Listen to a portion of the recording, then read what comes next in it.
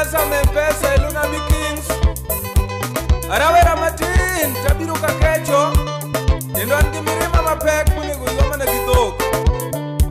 Gimomiyo mirimba medo bedo mapek jokanyanam en e kinde machon kani kedo ne joluogi ema nokedo ne loch. Kani loso chikegi thoth joluogi ema noloso chikegi. King'iyo dakteche thothgi ma joluo, kodok engineers thothgi manonagi. King'iyo professors kata lecturers madongo e Kenya ka thothgi ma joluo, kodok okil kama loka yani lawyers thothgi ma joluo. King'iyo brigadiers ng'enygi manonagi. King'iyo politicians kata josiasa man gi mbi mar siasa madongo e Kenya ka thothgi mana joluo. To kara telo tamwa yudo nikech ang'o? En pesa ol. Ayawa adwani mondo aduok mirimb joma tindo chien, to moloyo kaka rawera mowuoyono. Adamiyo sigana matin mawuoyo kuom nyathi to kod baba gi mama. Konyuoli podi tin, yie kod geno ni duto gi kuom jonyuol. To anto jonyuolna ne nyisa ni nitiere ng'ama duong' monego yie marwa gi kuome moloyo gin giwegi.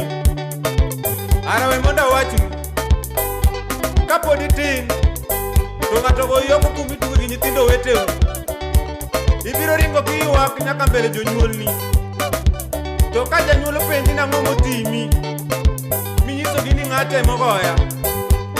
Kae janyuol openjo ng'ano ni go nyathini notimo ang'o, ae janyuol bodhi ogo radar ma janyuol oringo. To kara geno mari be koro ni kanye? E kitendawili Ega M-Pesa geno mari ni kanye? e geno ni kuom chife mag gwenge. Autami osiepna, mose ibeta emie. Watchman Amosi botami, benja watieno kiwuoyi ing'iswa. geno ni kuom ajuoke. Autamo uduto, koro kumia ndaini mondo mi awachnu gini. Ma ukoi nyodhi Awe anyodhi mondo koro awachnuge. En obomo nyaka laga manochwe dhano gi kit chwech duto e piny ka. Aweu gi kanyo, jaega be koro adok.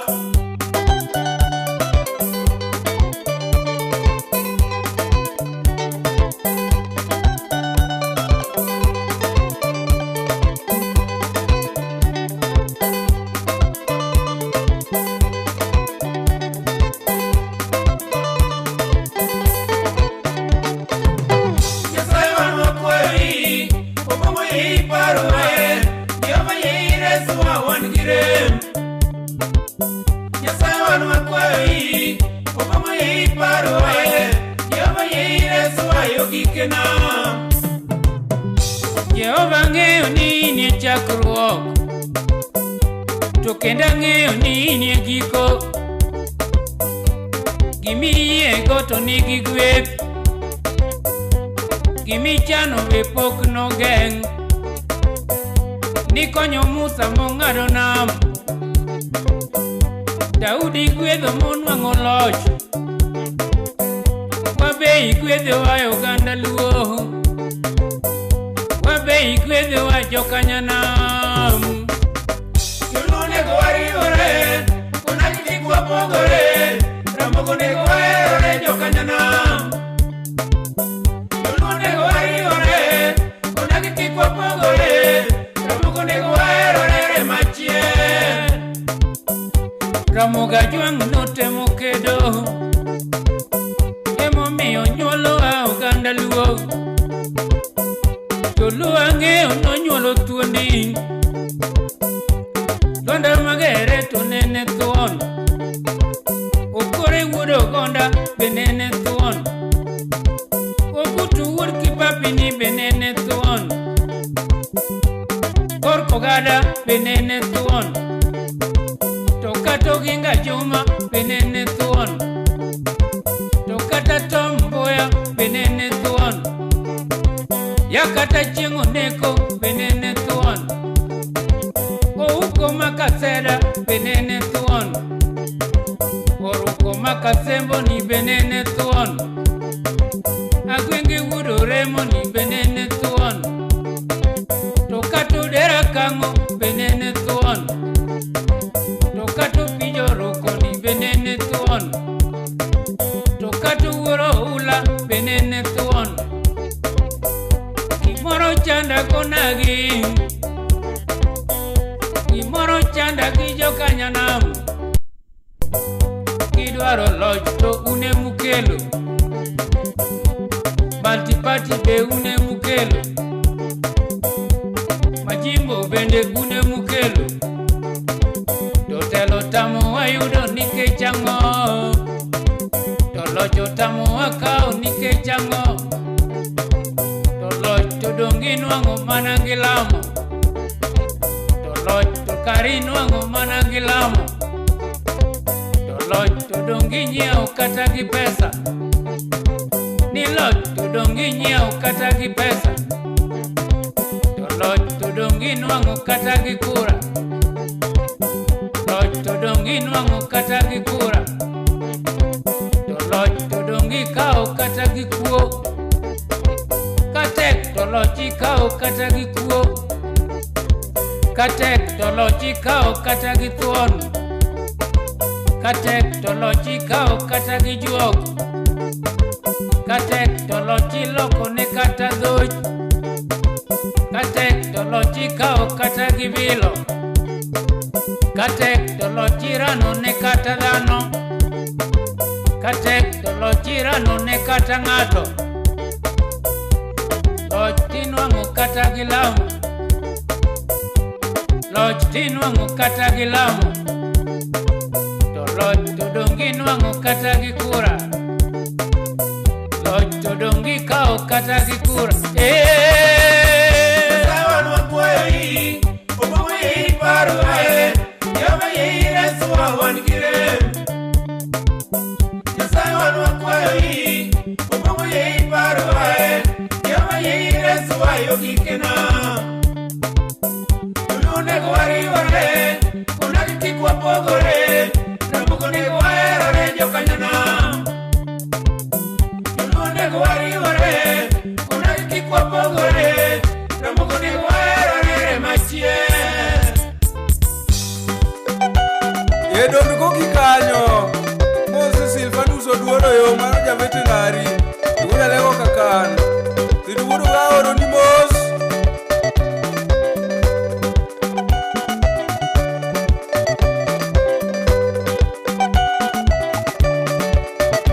Bila liso chanda uda lego ulafu. Imano jatelo maduong' kapao kanyo. Osimna ine magimio wang'i to kiao to stima liele Nyanza mangima. Omiyo tem kik nind ga chon mondo stima olielnwa.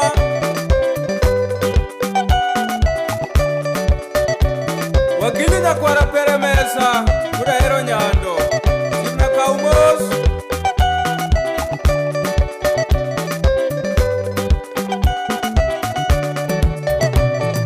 Kik chunywa komen timo kinda, kinda doge loyo lweny.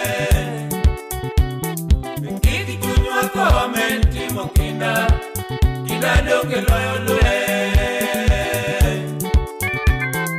Kik chunywa komen timo kinda, kinda doge loyo Tok mani chayo ema tinde konyo. kinda doge loyo Oh, mani riembo ema tinde luongo. kinda doge Tok mani tuono ema tinde kwayo. kinda doge Oh, mano jaro ema tinde konyo. kinda doge Miri mano cham ema tinde donje. kinda doge Miri mani chayo ema tinde chiel. kinda doge Kuonde mani jaro ema tinde donje. Kik chunywa komen timo kinda, kinda doge loyo lweny. Kik chunywa komen timo kinda, kinda doge loyo lweny. Kik chunywa komen timo kinda, kinda doge loyo lweny.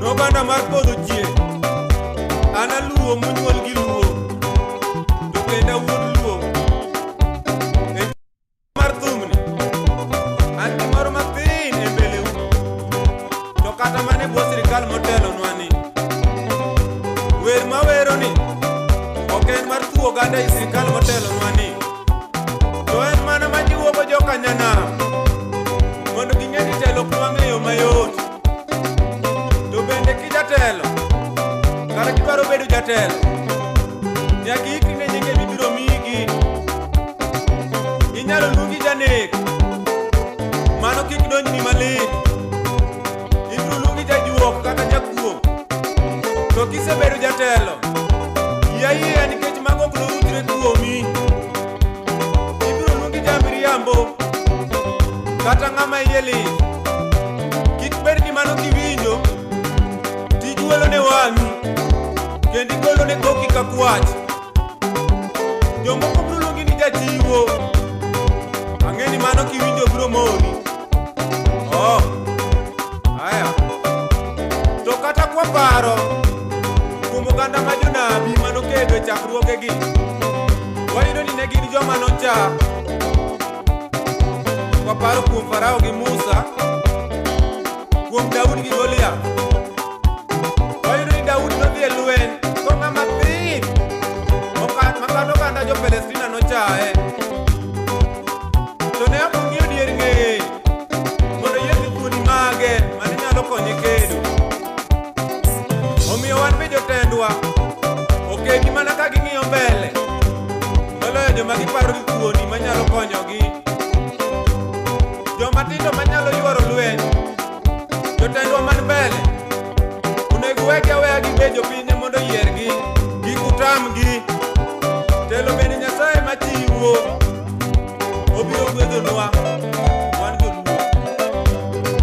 Te wakwayo jolamo madongo dongo moting'o Bishop Pandaro, Odhiambo Father Richard, Father Clement Oluoch Makagoro, Wuod Kem Kambare, Pastor Wilson Dao Wasembo Kuchieng, nulemne pinywa mar luo ni